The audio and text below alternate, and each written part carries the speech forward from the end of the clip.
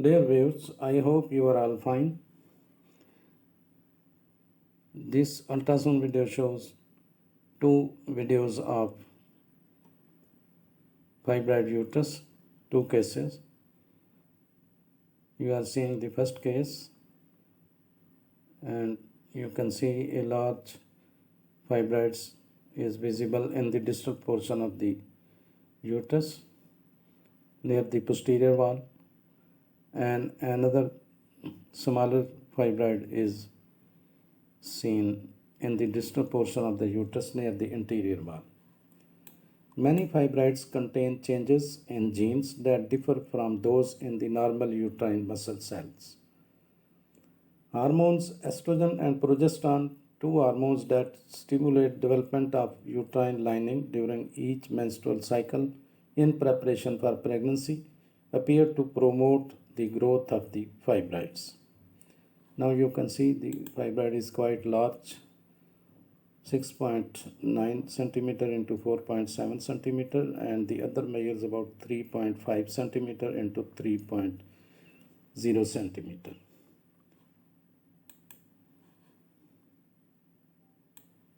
Uterine fibroids are non-cancerous growths of uterus that often appear during childbearing years. Fibroids range in size from seedlings that are undetectable by human eye to bulky masses that can distort and enlarge the uterus. Now, these fibroids may be single or multiple ones. Uterine fibroids are generally harmless and often go away on their own. When symptoms occur, however, untreated fibroids can interfere with person's quality of life and may lead to complications such as anemia.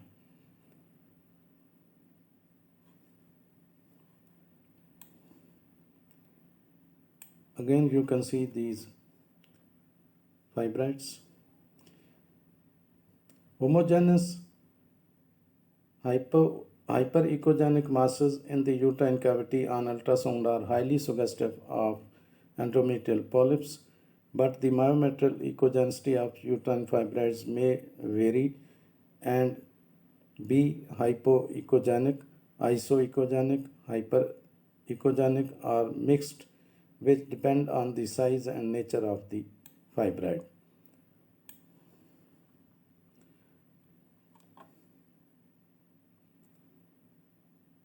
Fibroids are abnormal growths that develop in or on the uterus. These tumors may become quite large and cause severe abdominal pain and heavy periods.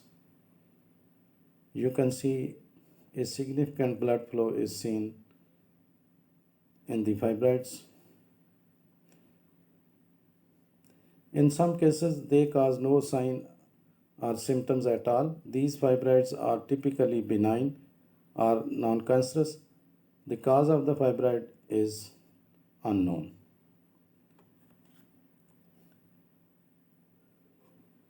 The fibroids are also known by the following names: leiomyomas, myomas,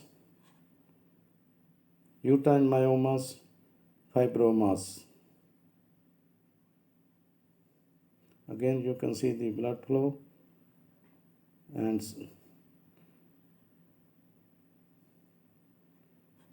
now you are going to see the other video.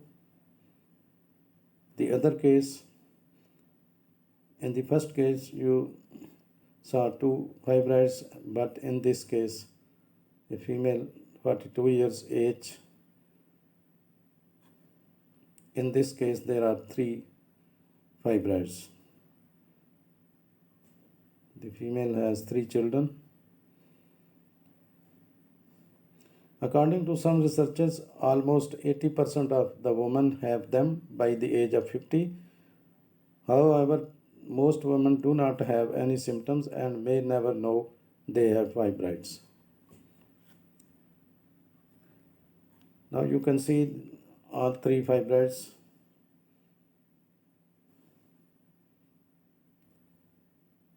This is the fibroid seen along the posterior wall. This lies in the middle portion of the uterus, and this one lies near to the interior wall.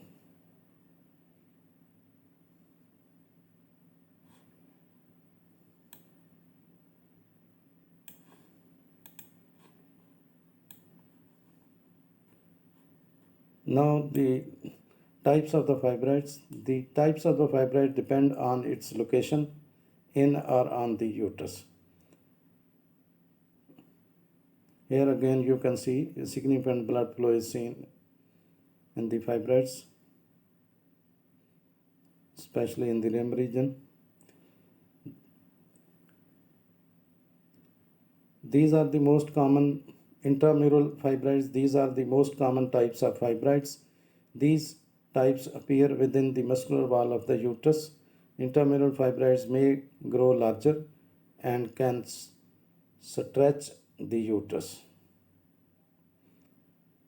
Then there are subserosal fibroids. These fibroids form on the outside of the uterus, which is called serosa. They may develop large enough to make uterus appear bigger on one side. Then there are pedunculated fibroids. Subserosal tumors can develop a stem, a cylinder base that supports the tumor. These are known as pedunculated fibroids. Then there are submucosal fibroids. These type of the fibroids develop in middle muscle layer or myometrium of the uterus. Submucosal tumors are uncommon as compared to other types.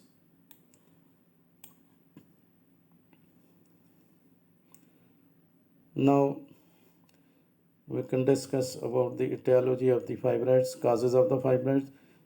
Now it is not certain why fibroids develops, but several factors may influence their formation. And first of all is the hormones. Estrogen and progesterone are the hormones produced by the ovaries. They cause the uterine lining to regenerate during each menstrual cycle and may stimulate the growth of the fibroids. Then there may be a family history. Fibroid may run in the family. Presence of the fibroids in mother, sister, or grandmothers may cause tendency to develop fibroids.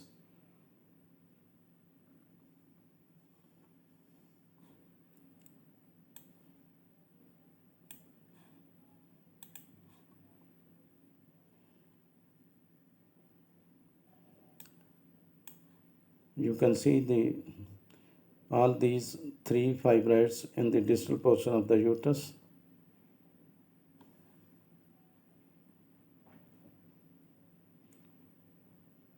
Now, pregnancy increases the production of estrogen and progesterone. Fibroids may develop and grow rapidly in pregnancy. You can find very important information in the description of this video. Thanks for watching. Please subscribe my channel. If you do like this video, please click the like button. Thanks. I hope you will see the video till the end. Thanks for watching.